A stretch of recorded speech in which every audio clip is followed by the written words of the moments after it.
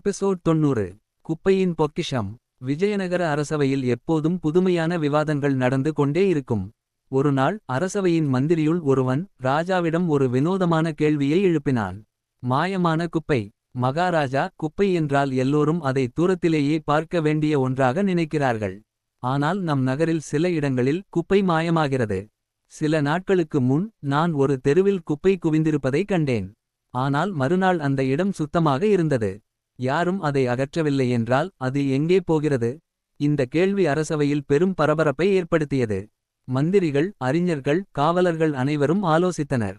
ஆனால் யாரிடமும் இதற்கான பதில் கிடைக்கவில்லை. இப்போது ராஜா, இந்த புதிரை எவராவது தீர்க்க முடியுமா என்று கேட்டார். தெனாலியின் யோசனை.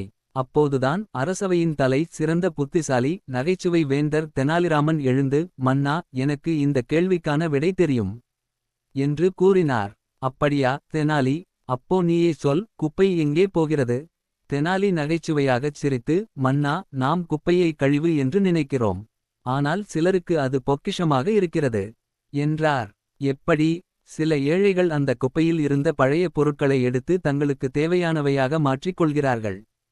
சிலர் பழைய ஆடைகளை எடுத்து நெய்ய முடியும் துணிகளை பிரித்து விடுகிறார்கள். சிலர் பழைய உலோகங்களை எடுத்து உருக்கி புதுசாக பயன்படும் பொருட்களாக மாற்றுகிறார்கள்.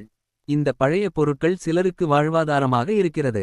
ராஜா ஆச்சரியத்துடன் கேட்டார், நீ சொல்வது உண்மைதானா? ஆம் மன்னா. இதை நிரூபிக்க நான் நாளை ஒரு கண்காட்சி ஏற்பாடு செய்கிறேன். குப்பையின் உண்மை முகம். அடுத்த நாள் தெனாலி நகரின் ஒரு பகுதியில் ஒரு சிறிய கண்காட்சி ஏற்பாடு செய்தார். அங்கு குப்பையில் இருந்து சேகரிக்கப்பட்ட பல பொருட்கள் இருந்தன. பழைய லம்புகள், உடைந்த பொம்மைகள், சேந்த அணிவகைகள், கிழிந்த துணிகள், உடைந்த உலோக கணங்கள். அதை நேரில் பார்த்த ராஜா வியப்புடன், இவை எல்லாம் யார் பயன்படுத்த முடியும் என்று கேட்டார். அப்போது தெனாலி அந்த பொருட்களை எடுத்து பயன்படுத்து நபர்களை அழைத்தார். ஒருவர், மன்னா, நான் பழைய உலோக கணங்களை சேகரித்து அவற்றை உருக்கி புதுவகை கத்திகளை உருவாக்குகிறேன் என்றார்.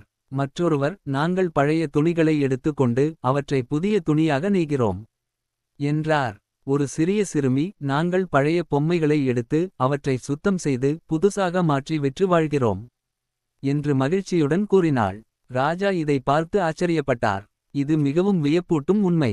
நாம் எதையும் வீணாக விடக்கூடாது என்பதே இதன் விளக்கம். குப்பை என்றால் அது எல்லாம் தேவையில்லாதது என்று அர்த்தமில்லை. சிலருக்கு அது பொக்கிஷமாக இருக்கலாம். தீர்மானம். இதன் பின் ராஜா அரசில் ஒரு புதிய சட்டத்தை அமல்படுத்தினார். நகரில் குப்பையை தேவையில்லாததாக கருதாமல் அதனை மறுசுழற்சி செய்ய வேண்டும். எதையும் வீணாக்காமல் அதன் பயன்பாட்டை கருத வேண்டும். இவ்வாறு தெனாலி தனது புத்திசாலித்தனத்தால் மக்கள் மனதை மெய்சிலிர்க்க செய்தார். அந்த நாள் முதல் விஜயநகரில் குப்பை வீணாக போகாமல் ஒரு பொக்கிஷமாக பயன்படுத்தப்பட்டது.